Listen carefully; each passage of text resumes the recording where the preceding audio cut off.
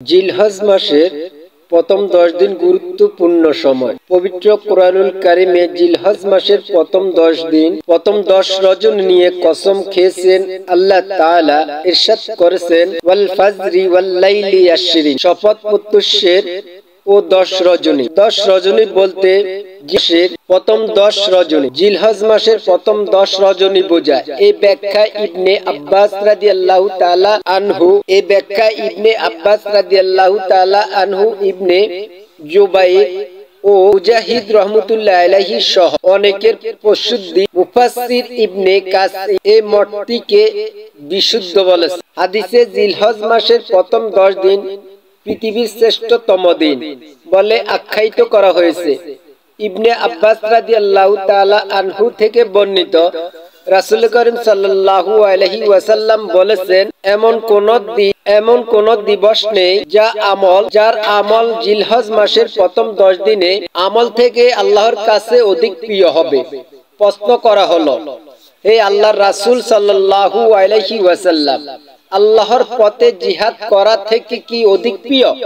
রাসূল করিম সাল্লাল্লাহু আলাইহি ওয়াসাল্লাম বললেন, হ্যাঁ, জিহাদ করা থেকে অধিক প্রিয়। তবে যদি এমন হয় যে ব্যক্তি তার জানমাল নিয়ে আল্লাহর পথে বের হলো এবং এর কোনো কিছু ফেরত নিয়ে এলো না।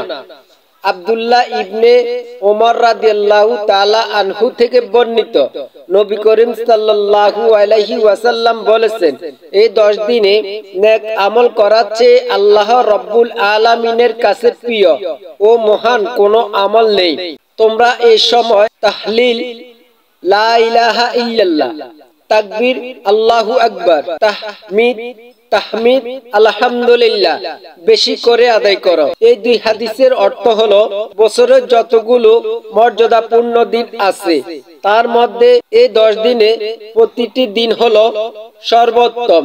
যেমন এই 10 দিনের অন্তর্গত কোন জুমার দিন অন্য সময় জুমার দিন থেকে উত্তম বলে বিবেচিত হবে। আল্লাহ রাসূল সাল্লাল্লাহু আলাইহি সাল্লাম দিনসমূহে নেক আমল করার জন্য তার উম্মতকে উৎসাহিত করেছেন। তার এই উৎসাহ প্রদান ও সময়টা ফজিলত প্রমাণ করে।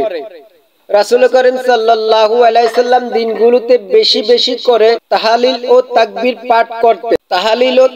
পাঠ করতে নির্দেশ দিয়েছেন। যেমন উপরে ইবনে আব্বাসের হাদিসে আলোচিত হয়েছে, আল্লাহ রাব্বুল আলামিন বলেন, ইয়াশহাদু মানাফিআ লাহুম ওয়া ইয়াযকুরুস সামাল্লাহি ফি আইয়ামিন মাআলুমাত আলা মা রাযাকাকুম মিন বাহিমাতিল আনআম, যাতে তারা তাদের কল্যাণময় স্থানগুলোতে উপস্থিত হতে পারে এবং তিনি তাদেরকে চতুষ্পদ জন্তু হতে যা রিজিক হিসেবে দান করেছেন তার উপর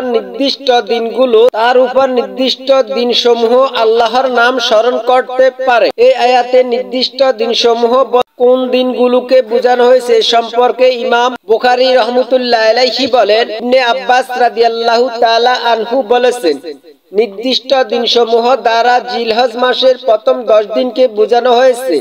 জিলহজ মাসের প্রথম 10 দিনকে রয়েছে আরাফা ও কোরবানির দিন, আর এই দুটো দিনে রয়েছে অনেক মর্যাদা দিবস।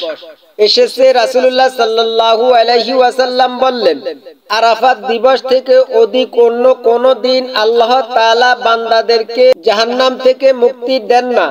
তিনি এই দিনের নিকটবর্তী হন ও তাদের নিয়ে ফেরেশতাদের সম্মুখে গর্ব করে বললেন, তোমরা কি বলতে পারো আমার এই বান্দারা আমার কাছে কি চায়? আরাফার দিবস জিলহজ মাসের 9 তারিখ ক্ষমা ও মুক্তির দিন। এই দিবসে রোজা পালন 2 বছরের গুনাহের কাফারা হিসেবে গণ্য হয়। সুবহানাল্লাহ।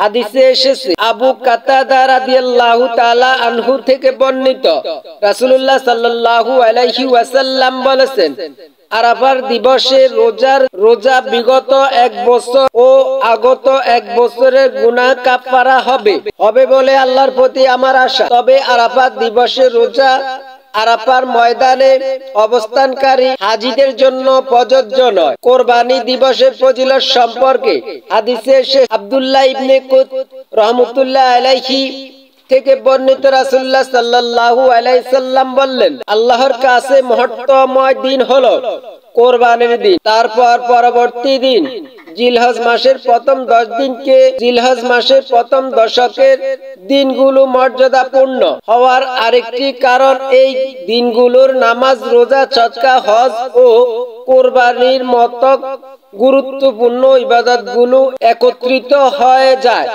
অন্য আরেকটি উদাহরণ খুঁজে পাওয়া যায় না। আল্লাহ তাআলা আমাদেরকে জিলহজ মাসের প্রথম 10 দিন আমল করার সেই তৌফিক দান করুক। আমিন।